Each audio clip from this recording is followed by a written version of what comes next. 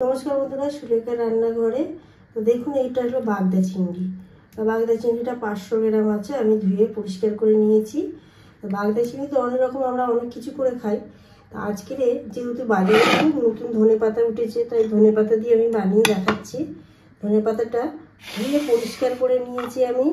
দেখো এখানে পুরো একটাই একদম ধুয়ে পরিষ্কার করে নিয়েছি। এরপর এটাকে আমি পেস্ট করবো। নতুন ধনেপাতাটাকে নিয়ে পেস্ট করে নেব। ছোট ছোট টুকরো করে নিয়েছি, গোটা দিলে একটু পেস্ট করতে দেরি হয়। 4টে কাঁচা লঙ্কা নিয়েছি, এটা ছোট ছোট টুকরো করব।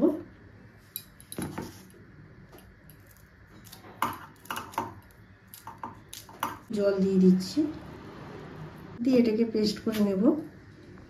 দেখো ধনেপাতাটা পুরো পেস্ট করা হয়ে গেছে। দেখো এবার আমি বোলটা ঢেলে নিলাম,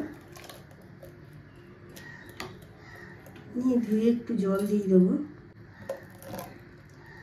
এবারে এর সাথে দেখো মশলাগুলো আমি কী দিচ্ছি। এখানে আন্দাজ মতো নুনটা দিয়ে দিলাম, যেহেতু এখানে চিংড়ি মাছটা করবে সেই আন্দাজে নুনটা দিতে হবে। হলুদের গুঁড়ো একটু, যেহেতু এখানে কাঁচা লঙ্কাটা দেওয়া হয়েছে তাই অল্প একটু লঙ্কার গুঁড়ো দিচ্ছি। দেখো এই লঙ্কার গুঁড়োটা, একটু জিরের গুঁড়ো দেবো, ধনের গুঁড়োটা অল্প ব্যবহার করছি। দেখো অল্প একটু আদা তেলে করলে ভালোই হয় জিনিসটা।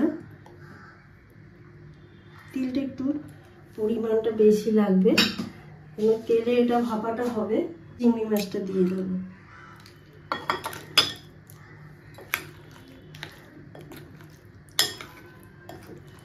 ভালোভাবে মাখালাম। মাখিয়ে 10 মিনিটের জন্য আমি রেস্টে রেখে দিচ্ছি। আর একটু জল লাগবে, বেশি জল এমনিতে চিংড়ি মাছে সিদ্ধ করা হয় না। এখানে যা জল দিচ্ছি আন্দাজ মতো, সেটাই ভালোভাবে হবে। দেখো এই যে মাখিয়ে দিলাম, এবারে বসিয়ে দেবো। তো এইখানে দেখো একটা টমেটো দিয়ে দিচ্ছি, গোটা টমেটো।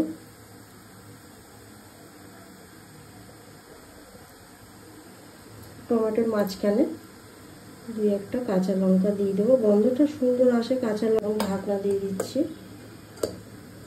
এখানে দেখো আমি জলটা বসিয়ে দিয়েছি, আর গামলা খুলে আমি একটা স্ট্যান্ড বসিয়ে দিয়েছি। স্ট্যান্ডের উপরে এটাকে বসিয়ে দিলাম।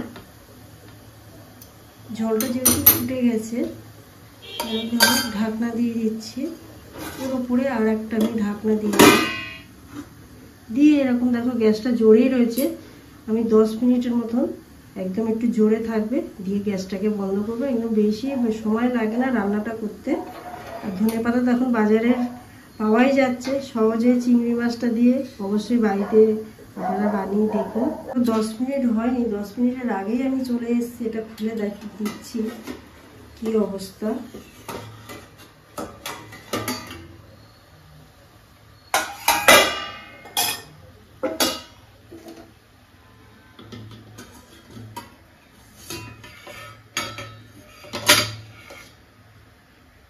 দেখো চিংড়ি মাছ যেন কালার চেঞ্জ হয়েছে, মানে হয়ে গেছে।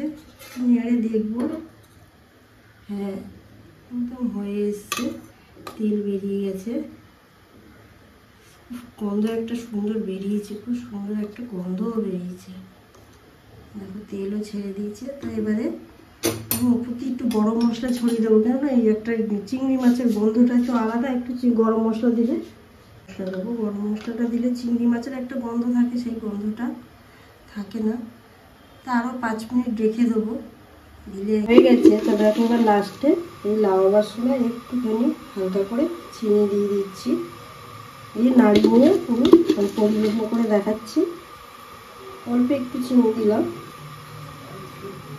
ধনেপাতা দেখো, এই চিংড়ি মাছ দিয়ে নতুন রেসিপিটা আপনারাও অবশ্যই বানিয়ে করে খাবেন। আর যদি দেখে ভালো লাগে অবশ্যই চ্যানেলটাকে সাবস্ক্রাইব করবেন, লাইক করবেন আর কমেন্ট করতে ভুলবেন না।